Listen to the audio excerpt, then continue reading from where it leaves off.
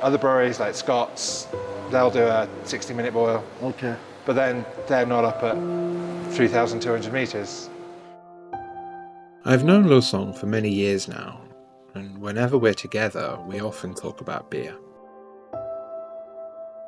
He invited me many times to visit his breweries in Xizang, and now I'm here.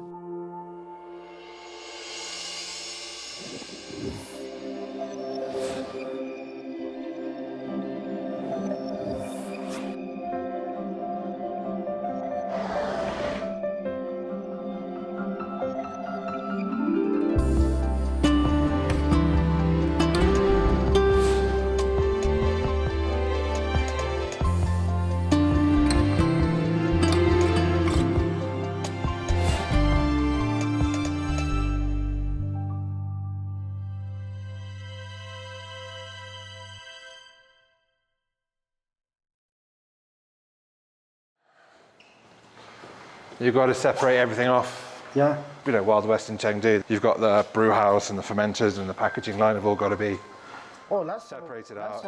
I know he had an advertising design company before, and earned a lot of money from that. Then he went abroad to learn how to make beer, and to keep learning online.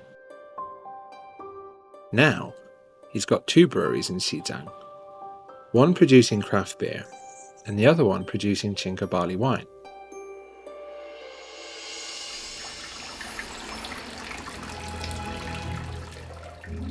The most interesting thing is seeing the similarities between what I do as a home brewer and what he does as a professional.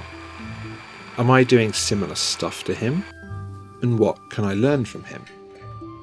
As a home brewer, while I understand the basic principles of brewing, the mashing, the boiling, and all of that, we tend to make things unnecessarily complicated to make ourselves feel smart.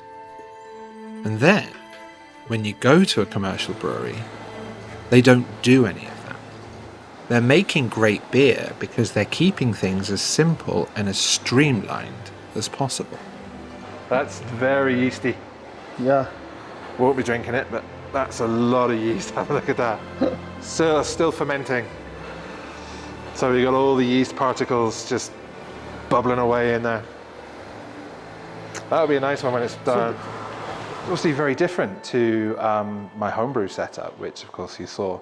My homebrew setup's a lot smaller, a lot simpler. And obviously I can only really do 50 litres at a time compared to, say, 2,000 litres a time here. I have a little extra space out there. Yeah. This is like This is what, 5 tons. 5 ton? Yeah, so we're thinking about adding 2, maybe 6. To be honest, it's not really the drinking that I enjoy the most. It's the process, and particularly the sharing as well. While we enjoy drinking, we would have done that anyway. You know, we're over 3,000 meters here, and that presents unique challenges to how he has to think about hop utilization. So, you know, it's a unique challenge up here, and so it's really interesting to see, you know, how they overcome those challenges. Remember last time you visited Chengdu, Okay. we visited Scott, and he's got the same. He's got 2 little baby ones, normally for hop experiments or yeast experiments. And as a home brewer, well, I'm doing that size batch anyway. See how different breweries are handling different challenges and different markets and, you know, different brewing conditions. It's really, really interesting, and just how as a home brewer I can maybe learn something from that and put it into, you know, my home brewing. Yeah, it's good. Drinking is, for me at least, a cultural representation, a form of social interaction. Like English hops, but a New World hops. Okay. So I just done a golden ale with Godiva, which is a New English hop, and I got some Harlequin, which I'm going to try out in English IPA. All right. You're producing out here. All the barley comes from these fields, right? Yes. Yeah. So they have several different types of barley. Yeah. One is almost like brown. Yeah. So I found the brown one cooked so much faster than the white one, than Right. the regular normal one. Yeah. So I tried like 5% of the dark brown barley Yeah. to mix it with the other white ones. Yeah. The color is great, and I think it also brings a little bit sweetness into it. So it's almost like a caramel. Yeah. Yeah.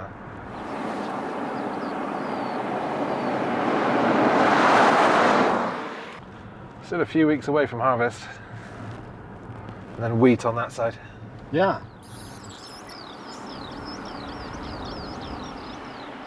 The very first time I actually tried Chinka barley wine was in 2021 in Shigatse. China is kind of famous for growing this type of barley. Yeah.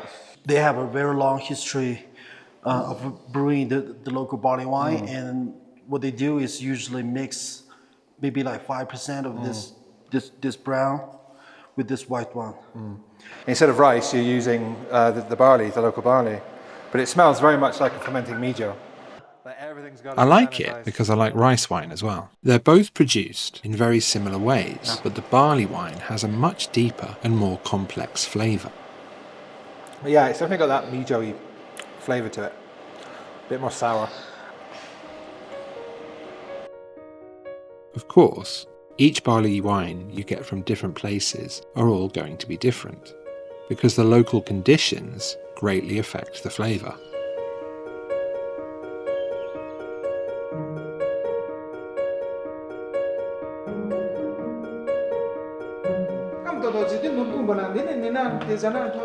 After visiting Luosang's Chinka barley wine factory, a local auntie told me how the locals brew Chinka barley wine at home.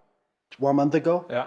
And when she cooked the barley, she intentionally overcook it, almost like make it to like a roasted barley. Ah. So she doesn't need the brown barley. She will cook it Just turning to make it. those natural starts caramelize those Yes, natural yes, starches yes, and yes. sugars. Yeah.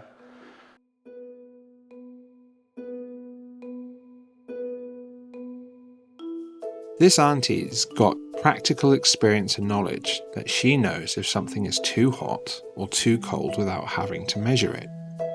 She just knows through experience. It would have been great if we could have actually tried her barley wine. So these three are from this valley, these fields. All these. All five, all six. Yeah, all six. It's probably because, as home brewers and even pro brewers, we tend to be so precise in our measurements.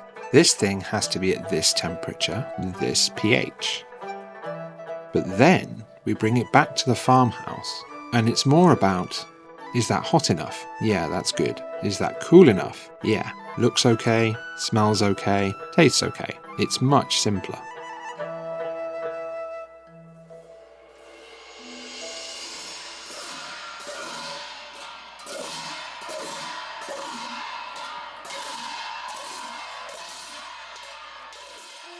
I was fortunate that while we were up in Shannan, we chanced upon the local people's Wangguo festival.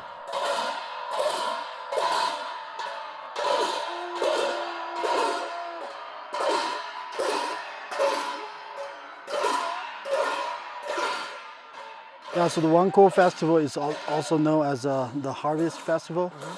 It's a Tibetan celebration that marks the end of the farming season. It's usually held in June, according to Tibetan calendar. Okay. Yeah, so we're really lucky today. Yeah. Yeah, it's held only once in a year, so we are here.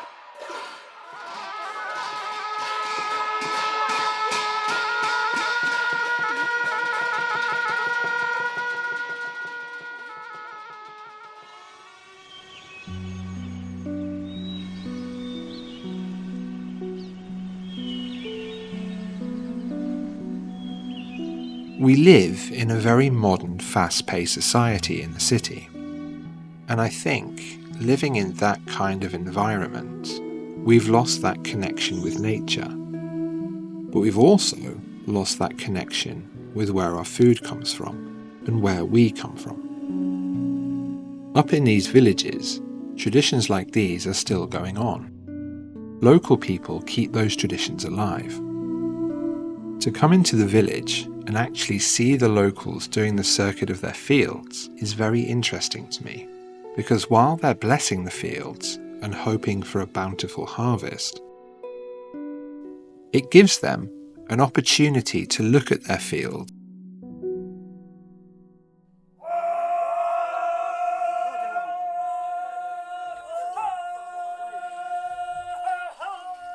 So this is called sho. Sho.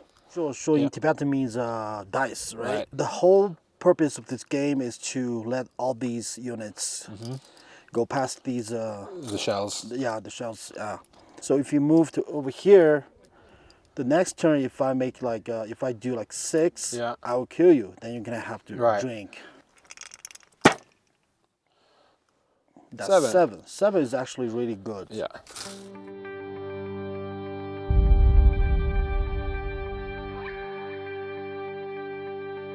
Last time I came to Xizang, it was more touristy.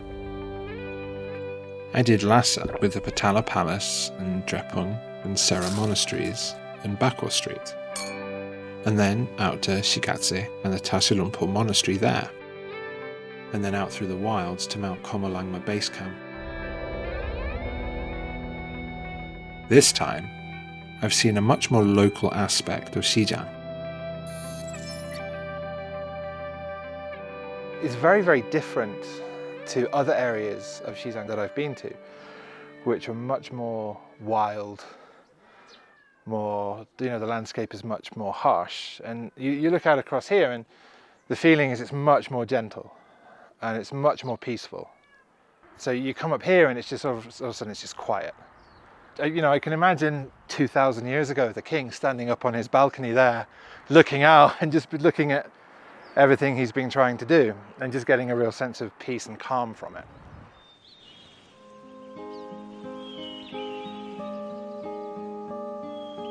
So we're standing here between 2 fields. We've got the Chinko barley on this side, and then on this side we've got this is a wheat field.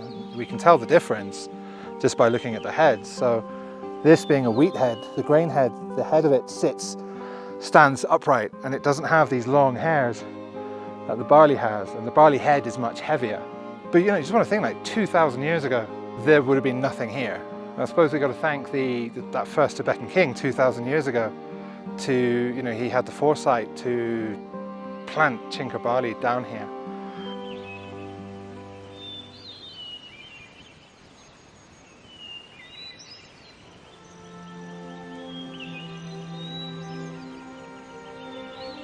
Being in this type of countryside reminds me of my hometown when we'd be out walking through the fields. We have barley and wheat fields as well, and obviously we also brew beer. I love walking in the countryside. It's always nice and peaceful.